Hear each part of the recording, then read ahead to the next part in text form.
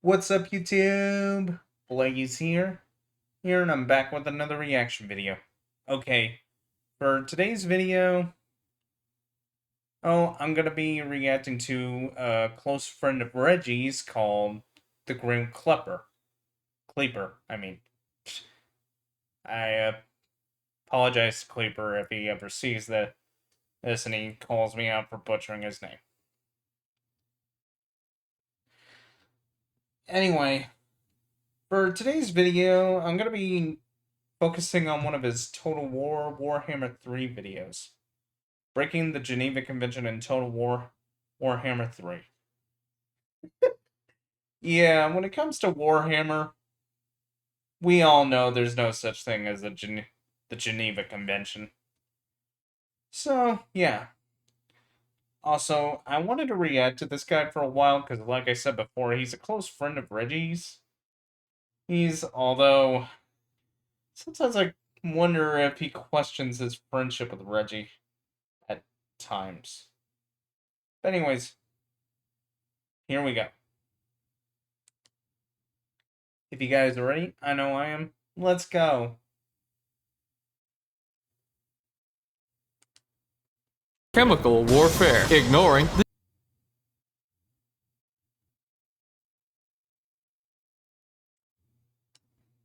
chemical warfare, ignoring the Geneva Convention, and putting a whole new meaning to Bro, Warhammer doesn't have anything like the Geneva Convention. Pretty much everything is a table. There's no rules of engagement, no such thing as war crimes. Trust me, there is literally no such thing as war crimes. the term friendly fire, because today in Total Warhammer 3 we'll be drowning the world in rats by keeping a level head, befriending our neighbors, and being an overall menace to society. What couldn't we accomplish? With the release of Immortal Empires, Total Warhammer now has a massive new map combining 3 different campaigns into one, and with it some interesting new mechanics. Naturally, it was only fitting that we play as the best faction. For those of you who don't know who the Skaven are, 2 words: many rat. Our starting leader was Yeah, basically the Skavens are like mutated rats in Warhammer Fantasy. In fact, when it comes to creating weapons in biological warfare, that will make the orcs jealous and make the grandfather Nurgle proud. Naked Claw, a very sane and stable individual. In the options, I enabled something called Ultimate Crisis Mode, which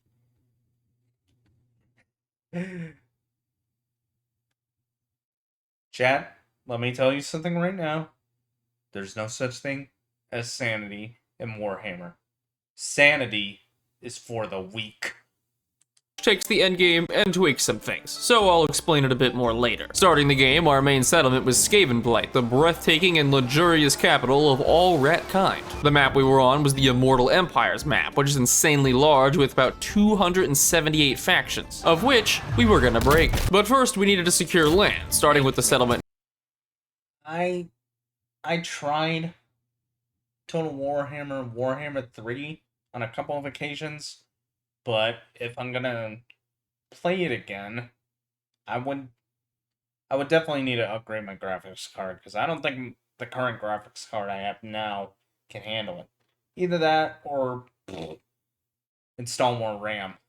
I don't know which. It's just better. If any of you guys got suggestions on how to remedy this besides tweaking the graphics settings, feel free to let me know in the comments. Next to us. Despite Warhammer being mostly medieval, Skaven have many guns. As a bunch of rat people, not only have our units not touched grass, they don't know what grass is. Our front line is weak, our heroes walking toothpicks, and our morale isn't real. But we do. Well, yeah. It's because Skavens are probably some of the weakest creatures in the Warhammer Fantasy universe. I used to play Blood Bowl 2 constantly, and let's just say, out of all the teams I played, out of all the race teams I played, Skaven are known to trip over themselves way more than others in that game. So, yeah. If you think that's bad, Imagine what it's like for them in Warhammer Fantasy. They always get the short end of the stick. Of one major strength. Above all else, Skaven are cheap. So cheap, in fact, that the lives of my infantry are worth slightly less than my bullets. I like how we've already won the battle, and I am still friendly firing my own units. With the fight ended, we'd gained our second settlement. On the campaign map, we could construct and upgrade buildings to train higher level Skaven, troops that were basically still bad. Ikit Claw also leveled up, so he started to train his campaign skills. Ikit also has a special mechanic called the Forbidden Workshop, which lets us upgrade our various weapon teams, and build Doom Rockets. As the name suggests, they're tools for world peace. Our first upgrade was for our Rattling guns, which is a minor change. World peace. Right. That gives them infinite ammo. We walked over to the capital of our Empire enemies, but the garrison was too large to fight, so I backed off. After ending the turn and cycling through all 200 AI factions, the enemy army attacked us outside the city. Because we were fighting in a choke point map, we clogged both entrances with an inabdominable wall. Skaven slaves. With the enemy army blobbed up, I decided to test our weapons. Despite mowing down the rest of them and winning the battle, we took 722 losses. Gee, I wonder why. With the army defeated, we moved on to their capital and began to siege it down. Well, the siege Remember, folks, friendly fire isn't. continued, we had another important scheme being set up. I'd moved a warlock engineer all the ways up to the Wood Elf cities to use his special ability, expanding the Under Empire. This essentially establishes a city under a city. We can build various things in our under cities too, but most importantly, steal money, and build subterranean dirty bombs. Yeah, no, that too. But first, we need to keep expanding above ground, so we took that capital city, eliminating our only enemy. Never mind. For some reason, people think we're some kind of threat to society. Officer. Well, what do you expect from a bunch of rats? Especially when they're plagued in disease. When they carry plague and diseases that are beyond human comprehension. And possibly on steroids. I wasn't doing anything illegal, it was just a Breaking Bad reference. By expanding the Under Empire, people would get unhappy. And not just people, this guy's a tree. Plus, some Undercity buildings automatically expand to other settlements, so pretty much everyone would hate us. Back to being above ground, we moved over to colonize the ruined settlement, but apparently a Beastman Herdstone prevented me from doing it. Surely going to war with one more person couldn't hurt. Attacking the settlement allowed us to show off our warp grinders. By causing minor ecological damage, we could immobilize all nearby enemy units. We occupied the settlement and ended the turn. And a message from the Fae of Britannia. I wonder what that's about. And this guy too, I don't even know who you are. We colonized one of the ruins, continue upgrading our settlements, and the Beastmen were back. I am scared. But I guess the AI wasn't, because instead of fighting back, they literally just sat there while eating bullets. Do you ever look at someone and wonder what is going on in their head? Despite our advantage, they tore through our front line. Saw that coming. I tore through our front line. We mopped up the rest of the Beastmen, and before long, it was just one left. Their leader, Morgur. But of course, we had bullets, so he didn't stand a chance, is what I thought. Morgur has health regeneration, meaning he just sat there and tanked several thousand bullets. Ikit Claw, routed. All my infantry ran away, and my Rattling guns kited him for 30 minutes straight. I have a question. Why, God? Even after the fight, we couldn't catch Morgur, so he lived to inconvenience me another day. But at least now we had a break for one turn. Orion's army attacked one of our cities, and while we couldn't win, we could deal damage. When defending settlements, we get insanely busted towers, which goes in line with throwing fodder at our enemy. 200 dead elves later, Orion sacked the settlement and ran away. He also attacked Ikit in a fight that favored us. Orion's army was fairly weak when we approached, and Orion, as one of the tankiest characters in the game, died immediately. After the fight, we started to upgrade our capital, and with it, we worked towards the pinnacle of Skaven weaponry, the wonderful beauty of chemical warfare. Before we could violate international safety laws, we had a bigger problem. One covered in leaves, wood, and was basically a 30-foot tall tree. Durthu had decided to wander over and Fus Roda for the trees. And right behind him, amazing. I recruited another lord and trained more Rattling gunners. After Durthu occupied a settlement, we attacked with our combined armies. Hello, giant tree man. With Durthu destroyed, we turned to deal with Morgur, if I could find him. Beastman armies hide by default, so another siege. Somehow, our paperweight garrison almost won, until some dogs ran to the back, captured the victory point, and we lost. I'm sure my settlements love getting burned to the ground every other day. On the bright side, we'd made an ally, Aranessa Zaltspite, who was basically an undead pirate queen. Somehow she'd girl-bossed her way into burning down the Wood Elf forests, so she was helpful. Going forward a bit, we recolonized all of our ruined settlements, made contact with the Chaos Demons in the north, and discovered the Shrine of Cain. On the map, there exists an item called the Sword of Cain. Basically, it turns someone into a murderous psychopath, so we're unaffected. Yes. The Sword of Cain. If we had it, we'd turn Ikit Claw into essentially a god. It would also put us at war with pretty much everyone. So again, business as usual. Our second army got intercepted by the Beastmen, and after retreating, oh, hello, Durthu. Wait, why are the Beastmen your reinforcements? Both of you are at war. To deal with Morgr, bribery. As for Durthu, he kinda just moonwalked away. Yeah, that's not concerning at all. But after everything was said and done, we'd finally secured our peninsula. Unfortunately, it came at the cost of something valuable. The itsy-bitsy unimportant ability to eat. Now, Skaven society is a lot like Soviet society. There is no food. Each settlement, undercity, and army consumes food every turn. And we had zero. To get food, we could build certain structures or find another solution. Hello, city full of peasants. With a foothold in Castle French name, we continued through our research tree, built walls in our other settlements, and got a quest for Ikit's unique weapon, Storm Demon. So to get it, we had to go through a quest battle, which didn't look too bad, right? Ikit has the biggest brain of all rats. All right, that's all I needed to hear.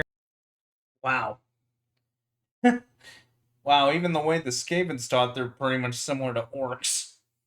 The quest battle was against the Lizardmen, who have high health infantry and monsters. In terms of infantry, we had Poison Wind Globadiers, which damage everything they hit. They're also the reason why my front line is dead. Our Rattling Gunners could deal with most of their monsters. Case in point. I also forgot to mention that we picked up these extremely elite Council Guard, which are essentially our best infantry in the game. Hence why we are shooting them in the back. As we dealt with the first army, a second one came in too. This one entirely made up of monsters and dinosaurs. We finished off the initial army, got hit by an orbital sunbeam, kinda bad, and the Ripperdactyls reenacted a prehistoric Pearl Harbor. But with the monsters, it was still close. Our infantry were like grass, being mowed by bigger grass. And we had to kite the Lizardmen back with our Rattling guns. Through the power of the NRA, willful ignorance, and running away from our problems like it was 2020, we barely came out on top. So in winning the battle, we took 800. Ironically, he feels like that reference still sticks to this day. 130 casualties. But if you do the math, the enemy only got 370 kills. Oh no. With the battle won, we got access to Ikit's Storm Demon weapon. The global obedience bonus was nice because towards the end of the game, things get hectic. By enabling Ultimate Crisis Mode, we'd be fighting against ridiculous odds later in the game. Right after the battle, 2 Bretonnian armies showed up and started sieging our castle. Luckily, we leveled Ikit up to have Lightning Strike, which means he can lock reinforcements out of battles when attacking, so we could 1v1 any army. The masses of unwashed peasants were led by the Fey Enchantress, riding a meth addict Bojack horseman. Meanwhile, Ikit casually rode a giant electric hamster wheel. I was initially worried about their Grail Guardians, who are one of the most elite cavalry in the game. Or should I say, were the most elite. But isn't using poison gas against peasants kinda overkill? Well, according to my Magic 8 Ball, try again later. By winning the battle, we got a unique trait for Ikit. We also unlocked the Avalanche Mortars, which are kinda nuts. A legendary Wood Elf hero also showed up. A practical demigod, Ariel was one of the most powerful creatures in existence. And now, with the help of one sneaky rat, dead. We attacked the remnants of the Bretonnian army and ambushed them too. Now, how long do you think this whole fight will last? If you guessed 27 seconds, you'd be off by 1 second. Bretonnia got 0 kills, and we lost 75 people. That's fantastic. While all of this had been going on, we'd been expanding the Under Empire. My warlock engineer had taken a slight detour and established a city under the Dark Elf capital. We also had one under the High Elf capital and every Wood Elf city. If you couldn't tell, elves don't really like us. Like Ariel, who was back to being a mild inconvenience. It was becoming clear that we'd have to deal with the Wood Elves before expanding further north. Then again, everybody hates rats. In order to eliminate the Wood Elves, we need to raise or occupy every city in Athelloren. I occupied both bordering Bretonnian cities above us to have a staging ground. We fought the Fey Enchantress, again, upgraded the defenses on our main peninsula, and re-recruited a second army. This one will be filled with entirely infantry to supplement Iket's army. Now, Wood Elves are generally isolationists, so they rarely leave their lands. That is, except for Durthu. Our second army was back in Skavenblight, so we needed to sally out and fight 3 massive Wood Elf armies. Army 1, Army 2, and Army 3, meaning once again we'd have to fight this future desk. Outnumbering them 3-1, we started the battle, and before long, Durthu was taking no sass. Our Rattling Gunners had to keep kiting backwards, and after only 5 minutes, we'd taken 1,000 casualties. Still, we had insane numbers, so we gathered Durthu while he was bogged down and prepared to handle the second army. And handle, we did. We rallied our infantry and sent them into the meat grinder. As they say, if you're not dying, you're not trying. Despite most of the elf units being ranged, it's hard to compete with infinite ammo miniguns and corrosive poison. We routed the remaining elves and won the battle. With both armies gone, it left Durthu's only city open, so we sacked it for 15k, then came back a turn later and razed it. Wood Elf settlements are undesirable for Skaven, which translates to massive debuffs if we claim them, making the Elf War much harder. What was helpful was getting our first Plague Priest who can summon more rats during battles. And with our strategy, it would get kind of rough, because we'd also gotten access to one of our most powerful units, Poisoned Wind Mortars. Now let's talk about something close to all of our hearts, the Geneva Convention. You might be interested to know that the convention doesn't actually talk about chemical weapons. See, that's actually in a separate document called the Geneva Protocol, where it states that nations can't use all that cool fun stuff in war. But what it doesn't prohibit is the manufacturing, storage, and commercial use of chemical weapons. Therefore, if I fire off my mortar loaded with skin... Again, in Warhammer, none of that stuff exists. All bets are off. And if you don't take full advantage of that, well, you're not gonna last long in that world, buddy. Eating toxins during an investor showcase, and it just so happens to land in the middle of a bunch of peasants. Have I really done anything wrong? If anything, it's their fault for standing within 10 miles of me. Poison Wind Mortars are essentially our best anti-infantry unit, because they deal flat poison damage to all units, whether they hit elite infantry or Skaven slaves, we don't care. Which is especially relevant for our fight against the Wood Elves and their high-tier units. And on that topic, Orion was back. While he sat on the edge of our land, we took another Bretonnia settlement, got a trade agreement from a savvy investor, and much like NSFW Twitter, watched the Beastmen get clapped. We also got an event with the leader of our second army, leading to him getting badly mutated, which is apparently a massive combat bonus. How that makes sense, I don't want to know. To our right was Sartosa, a faction of undead pirates. We allied them and started to build an outpost, which would allow us to recruit their units. After sieging a few more Bretonnian cities, the Fey Enchantress attacked one last time. The fight was 10 minutes of this. Winning meant that the Fey's faction was gone for good, not like that stopped another Bretonnian faction from continuing the war, and Lewin's army was completely terrifying, so we ignored it. Besides that, our expansion was going well, but one problem. See everyone with a red outline around their icon? That means they hate us. See all the people without a red outline? Yeah, neither do I. While we doubled our land, we were also in for a rude awakening, starting with the Wood Elves. At this point, we were at war with just about everyone. Sartosa was useless, and Grom the Paunch kept trying to make military alliances with me. Full disclaimer, he has one city. The Dark Elves didn't hate us too much, but every High Elf had declared war on us. So Wow. If any of you guys remember Grom from Reggie's videos, yeah. Yeah.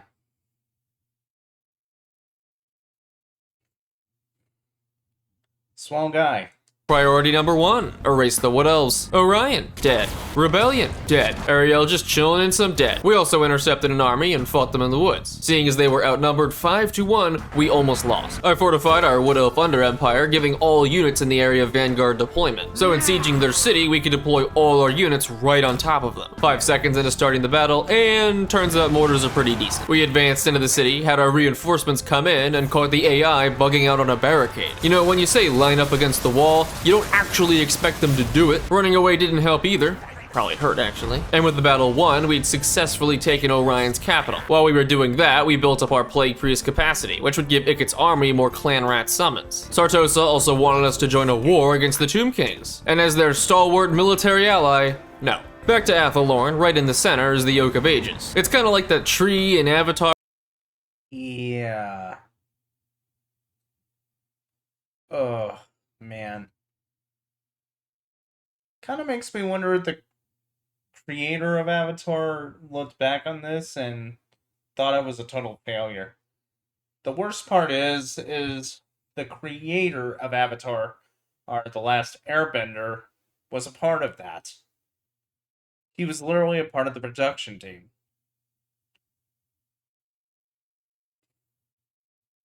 Needless to say, it wasn't going anywhere. With the blue hippies, long story short, we cut it down. Another Wood Elf city later, and we'd taken half of Athelorn. Unfortunately, it opened us up to more attackers, like... I am supreme! Okay. Not even one turn later, an Empire army. Luckily, they walked straight into an ambush, and 68 seconds of fighting later, gone. Of course, right after, another ambush, with similar results. If you couldn't tell by this point, we're gonna be doing a lot of ambushes. Skaven, by default, can ambush any army they attack, and by leveling a certain skill, we ambush almost 100% of the time. At last, we sieged the final Wood Elf city, but now with some extra help. Our Plague Priest had gotten a Plague Furnace, which on top of just being big, scary, and morally questionable, actively damages all enemies around it. But even now, our Death Ball wasn't in its final form. That being said, the siege wasn't particularly crazy. It was really just a lot of with waterfall. Man, that almost sounds like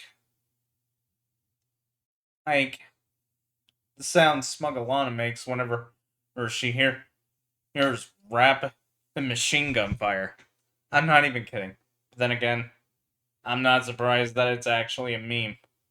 Palace occupied, we now controlled all of Athelorn. Moving ahead a little, we eliminated another Bretonnia faction, laughed in Grom's face, again, and finally established relations with Arkan the Black. Considering my only friends are either undead pirates or undead Egyptians, my social credit score was not looking good. Speaking of social credit, I went ahead and checked who the most powerful faction by strength rank was. Turns out it was China.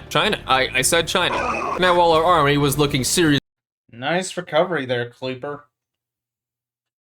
powerful right about now, it also couldn't be everywhere at once. So while we took 1, 2, 3 more Bretonnian settlements, our armies were stretched thin. Still, I recruited 2 more Plague Priests to add to Ikit's army, because later in the game we need an even better army to deal with Ultimate Crisis mode. We sacked more of Bretonnia, iced some random High Elves, and recruited a 4th army, filling it with stuff. After occupying one of Bretonnia's last cities, they made a desperate attack to get a settlement back. Now, my garrison is hot garbage. King Lewin can beat all of them on his own. Sorta. So getting into the battle, we built some towers and defenses. Lewin's army was small, so we pelted down his infantry and accompanying heroes. Now here's the real problem. Big Boy. We couldn't actually damage him because he has health regeneration. So instead, I let him rout my units and chase them off. See, flying units can't be alone. If they don't land to fight, they'll eventually forfeit the battle. So Lewin beating my units is cool and all, but what about these guys? By hiding on the other side of the map, Lewin could not physically get to us. Smartest strategy I've seen so far. I'm not even kidding. That's brilliant. Before the air unit penalty kicked in, causing him to have a midlife crisis and die of a stroke. As Sun Tzu once said in his book, The Art of Cheese, skill issue, lol. But the cheese wasn't done yet. One of our core settlements was being sieged by High Elves. Good thing we had that 4th army. Oh my god. Calling that an army was an insult to the military-industrial complex. It was bad. And now fighting a legendary lord, Eltharion the Grim. The plan was simple. By running some spiky hamster wheels into the middle of their army, I banked on one thing, which worked. With 60% of their army dead in 1 second, we hit Eltharion with the old Expelliarmus and won the battle. Overall, everything was looking good. Ikit's army was getting better and better. Our 4th army was adding doom wheels, and we conquered Bretonnia. But as much as things were going our way, we had one final threat to worry about, because rapidly approaching was the endgame crisis. In Immortal Empires, there are 5 different endgame crises to choose from. A Tomb King's Crusade, Dwarf Invasion, Orc Wa, Wood Elf War, and Vampire Apocalypse. And we'd picked all 5, with 200 All 5 of them? Are you serious? Oh wait, why am I even asking that question?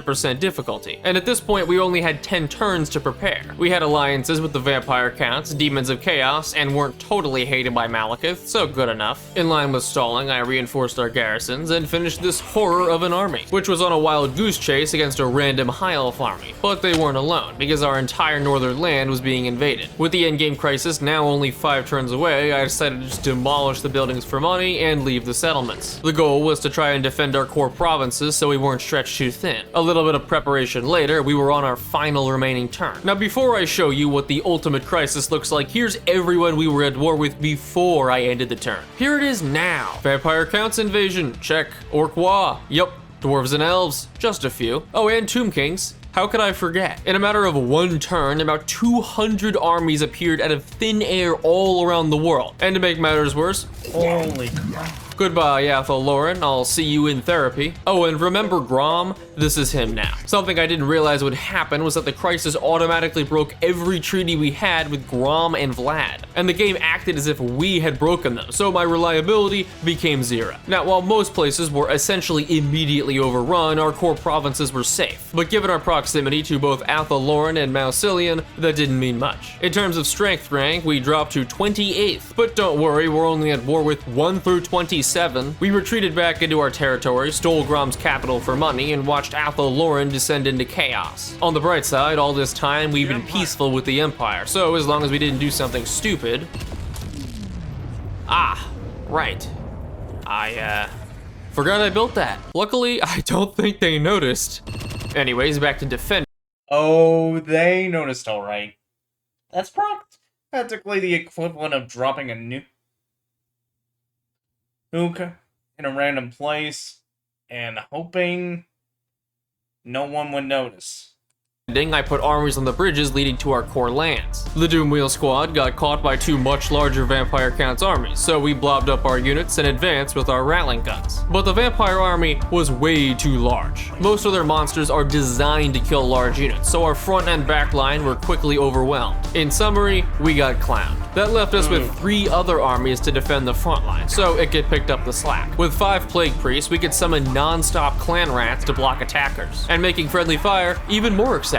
After winning the battle, Ikit fought another Wood Elf army. Using the same formula, we kited with the Plague Priests until the whole army had been finished off. But while Ikit was a powerhouse, he was also our solo carry, because our other armies got caught again by the Vampire Counts. Both armies were mostly fodder with a diverse combination of rats, undead pirates, and chaos warriors. Remember, all people are equally worthless. We lined up near the corner to wait for our reinforcements and use our mortars. But because our first army had no Rattling guns, they advanced across the field and broke our lines. Given their infantry are undead samurai and ours are that, it was no surprise we broke. Vargulfs and Crypt Horrors just ran over our infantry because we had nothing to stop them. By the end, we'd inflicted damage, but ultimately lost the battle and 2 of our 3 armies. That meant it was just Ikit against everyone. Simultaneously, our economy was losing ground, more armies were pouring in from the north, and the Tomb Kings were sailing up from the south. My list of at-war factions looked like a barcode. There was no chance we'd live much longer. So what could we do? Well, I mean, we could give up. As they say, it's about the journey and not the destination.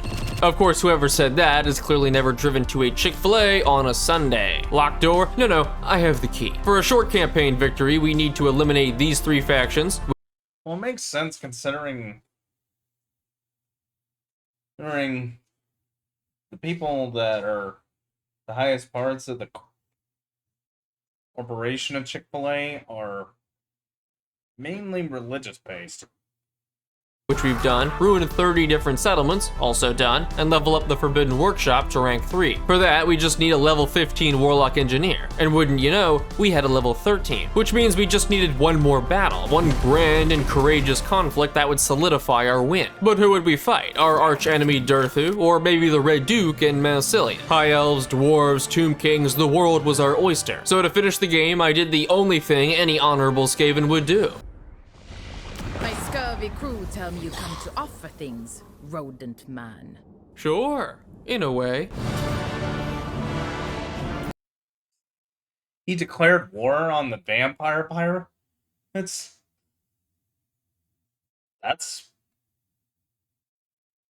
pretty gutsy.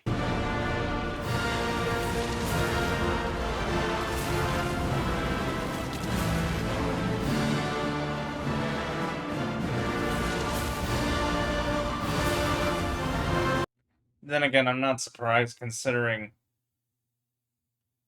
that Reggie would do the same thing.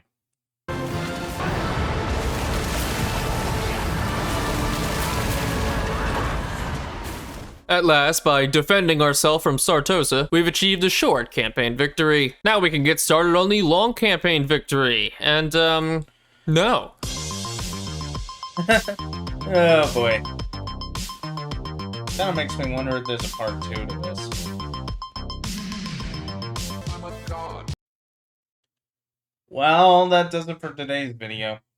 What you guys think? Do you think I should react to more Klepper? If so, please feel free to let me know. Anyways, that's it for me. If you liked today's video, please leave a like, drop a comment down below. Also, please feel free to hit the subscribe button and hit the bell icon to get notified on when I post new videos or when I go live. You can catch me on social media. I'll leave all my links along with the original video in the description below. And also, if you want to catch me live, you can either subscribe to my YouTube channel or go to my Kick channel at kick.com/BlazingKitsAnAVTuber, or my new Rumble channel, rumble.com/BlazingKitsAnAVTuber. Or I do gaming streams Monday, Tuesday, Thursday, and Friday, and reaction streams every week on Wednesday. Hey, I hope to see you guys there. Until next time, see you guys later.